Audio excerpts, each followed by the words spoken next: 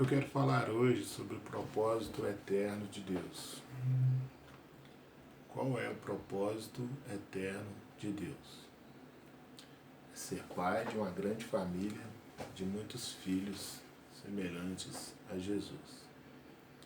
Ou seja, Deus colocou o homem no jardim, colocou a sua imagem e semelhança nele. Ou seja, o homem era puro, porque tinha imagem e semelhança de Deus. Deus é fiel, o homem era fiel na sua íntegra, no seu caráter. Deus é justo, havia justiça também no homem. Deus é santo, havia santidade no homem. E todos os caráteres, todos os atributos, melhor dizendo, do caráter de Deus, essas qualidades, características, que tinham em Deus, com exceção da divindade, é claro, mas o caráter que tinha em Deus, tinha também em Adão e Eva. Observe um detalhe importante, que Deus não soprou sobre nenhum animal, não soprou sobre as árvores, sobre peixes, sobre o sol, sobre a lua. Deus não soprou, Deus criou com a palavra. Mas o homem, ele criou com as suas próprias mãos e soprou parte de si. Deus soprou sua vida dentro do homem. Então eu entendo que o homem, ele é a coroa da criação. Um detalhe interessante é que você percebe que Deus, quando criou todas as coisas, diz que ele viu que era bom. Sempre no final do dia, ao fazer uma avaliação, usando essa forma assim, para se entender, ele dizia, viu Deus que era bom. Mas Deus só falou e viu Deus que era muito bom quando ele criou o homem.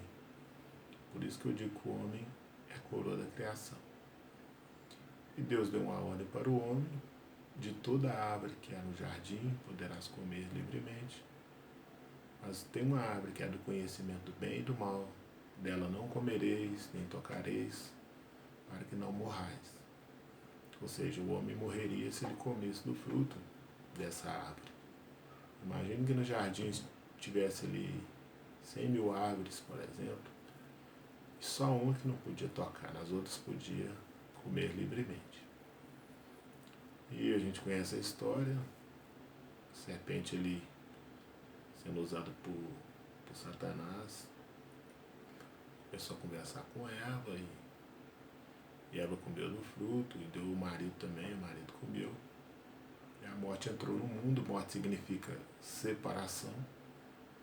A partir dali o relacionamento do homem, houve uma separação da comunhão do homem com Deus.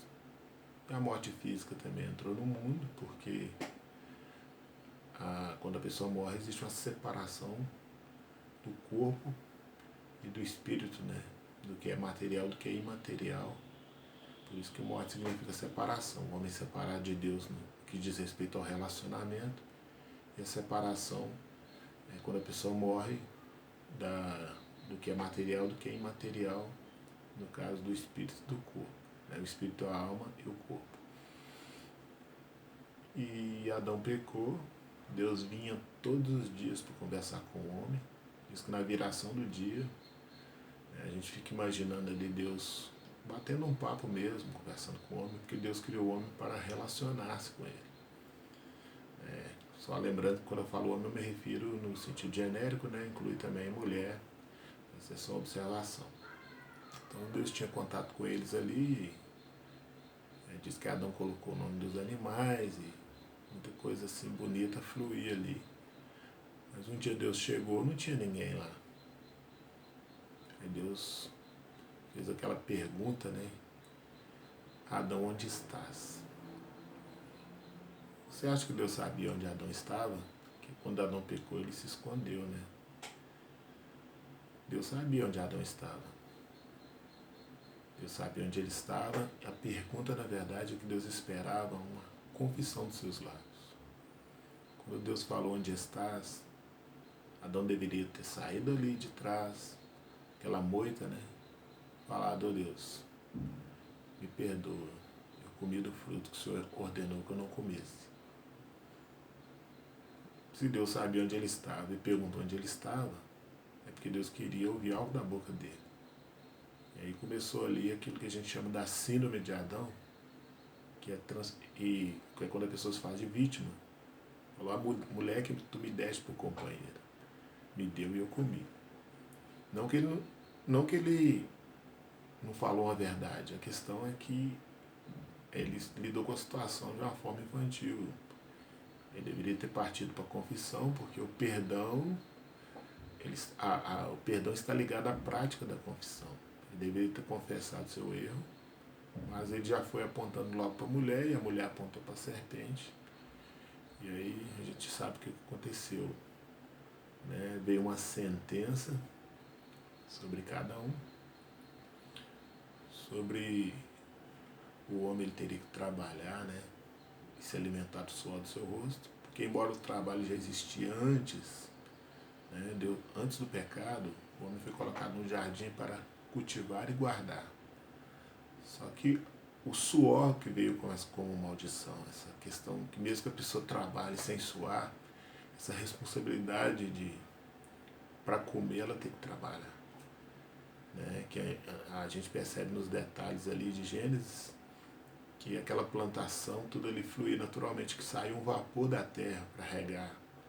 Né? A plantação era imagina um lugar perfeito, sem dor, sem doença, sem enfermidades, né? Sem morte, um lugar perfeito de se viver, uma água pura, uma comunhão com Deus plena. E infelizmente ali o pecado entrou, e como eu estava falando a respeito das sentenças, veio a sentença sobre o homem, sobre ele ter que comer agora com o suor do seu rosto, sobre a mulher que ela teria dores ao gerar filhos, a serpente, ela rastejaria e comeria o pó da terra. E uma palavra-chave em Gênesis 3,15, que é um dos versículos assim, mais importantes. Bom, em toda a Bíblia é importante, mas esse ele tem uma promessa muito importante ali para a humanidade. Que Deus fala assim, que colocaria inimizade entre a sua descendência e o seu descendente. Essa te ferirá a cabeça e tu lhe ferirás o calcanhar. Deus estava falando ali com a serpente, no caso com o diabo, que da mulher sairia um descendente no singular, ou seja, um homem que seria ferido no calcanhar, mas que esmagaria a cabeça da serpente. O que é pior, ser ferido no calcanhar ou na cabeça?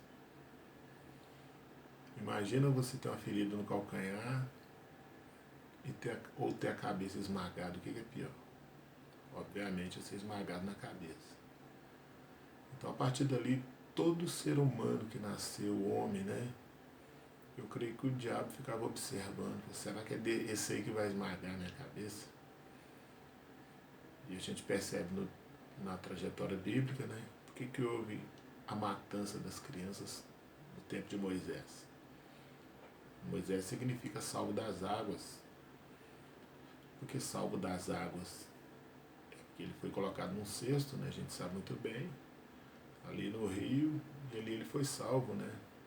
Porque houve uma ordem para matar as crianças. Então, o diabo não queria matar as crianças, Deus queria matar um que esmagaria a sua cabeça.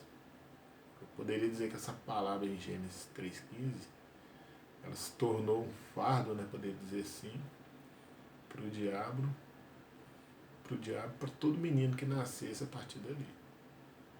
A gente sabe que não foi Moisés, né? Embora ele foi um libertador, um personagem muito importante, mas como Deus só aceitava um sacrifício puro, a gente sabe que ele pecou e durante sua vida. E aí veio durante toda a trajetória bíblica até a gente ver a matança também das crianças quando Jesus nasceu. Que com 2 anos depois que ele tinha nascido, Herodes, usado por Satanás, também deu uma ordem para matar todas as crianças. Agora havia uma diferença ali naquela criança. Aquela criança, ela não foi concebida na semente ou na genealogia de Adão, que a semente de Adão tinha pecado. Adão perdeu a vida de Deus no jardim. Aquela vida que ele tinha, ele perdeu. Então todas as pessoas que foram geradas a partir de Adão foram geradas com a semente do pecado. Porque um detalhe importante: Adão pecou antes de gerar filhos. Então ele não pecou, ele não gerou filhos à imagem e semelhança de Deus. Ele gerou filhos, em Gênesis 5 a gente vê isso, a sua própria imagem, sem a vida de Deus. Então o que acontece? Quando Jesus nasceu, ele foi concebido pelo Espírito Santo no ventre de Maria. Se fosse pelo sêmen de José, não resolveria, porque José, ele era descendente de Adão. Embora Maria seja também, Deus, ela foi usada por Deus, né, para gerar essa criança, mas com, poderia dizer assim, com a semente de Deus dentro de si. Então Jesus nasceu, foi puro, viveu sem pecado. Todo o sofrimento que Jesus viveu ao longo da sua vida, principalmente até dizer está consumado, ele foi ferido no seu calcanhar. A gente conhece a história, né? Todo mundo já assistiu pelo menos algum filme ou leu que fala sobre a história da vida de Jesus. Agora, quando Jesus disse está consumado, é como se ele estivesse pisando na cabeça da serpente. E hoje ele faz isso através da sua igreja, embora exista um plano futuro, né? Em Romanos 16, fala: em breve o Deus de paz esmagará Satanás debaixo dos vossos pés. Então eu creio que é uma profecia que ela tem um efeito contínuo, né? Embora eu creio que quando Jesus falou está consumado, ele consumou esse plano de Deus de esmagar a cabeça da serpente ali. Então, onde a gente quer chegar com tudo isso? Você observou um detalhe na Bíblia, que Adão, quando pecou, ele se vestiu de folha de figueira, colocou folha de figueira para tampar a sua nudez. A nudez representa o pecado. E Deus não aceita a gente resolver o problema do pecado do nosso jeito.